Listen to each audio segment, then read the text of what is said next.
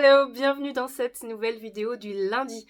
Aujourd'hui, je vais vous présenter 3 notions de grammaire essentielles à connaître pour la partie 5, car elles reviennent 2, 3 ou parfois 4 points sur chaque thèse de tous les éditeurs. Et souvenez-vous que c'est à peu près 5 points par question, ce qui veut dire faire gagner à peu près 60 points pour la partie 5 à partir du moment où vous connaissez ces 3 notions.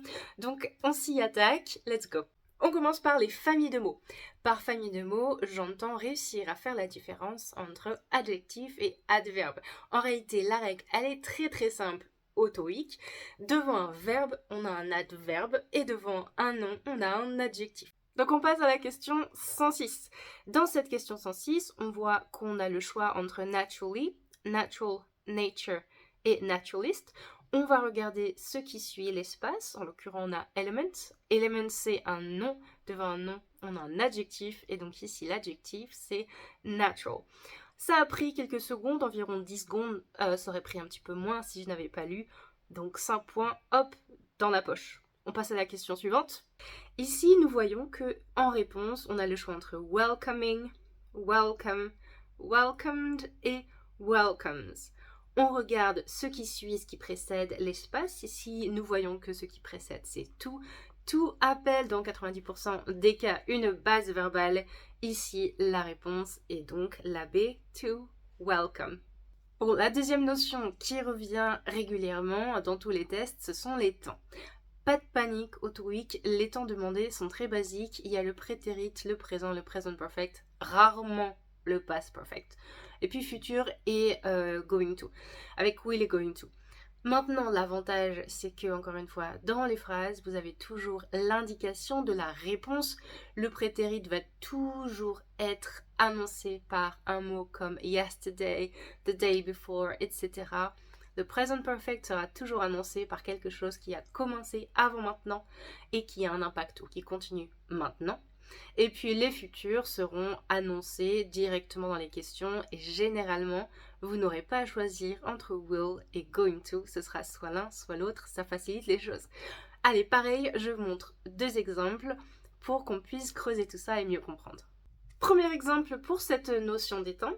Ici, nous voyons que nos options sont will leave, leaves, has left et left. Donc, comme d'habitude, on fait quoi? On regarde ce qui précède ou ce qui suit l'espace. Ici, rien ne suit puisque c'est la fin de la phrase. Mais en l'occurrence, ce qui précède, on voit le petit mot when. When va toujours appeler dans cette structure le futur, mais un futur en présent. Donc, when he leaves, on a when qui va appeler du futur au présent. On va aussi avoir once ou alors as soon as. Allez, on passe à notre deuxième exemple. La question que nous voyons ici à l'écran, elle est super facile parce que dès que vous savez à quoi c'est associé, vous avez une réponse 5 points d'un coup, ultra facile. Ici, on voit qu'on a le choix entre to get, got et getting. On regarde avant et après l'espace et on voit que avant on a to avoid. Et maintenant vous savez qu'avec to avoid, le verbe qui suit sera toujours en ing. La bonne réponse est donc la D. On finit avec la troisième notion, ce sont des mots de liaison qui s'affichent ici.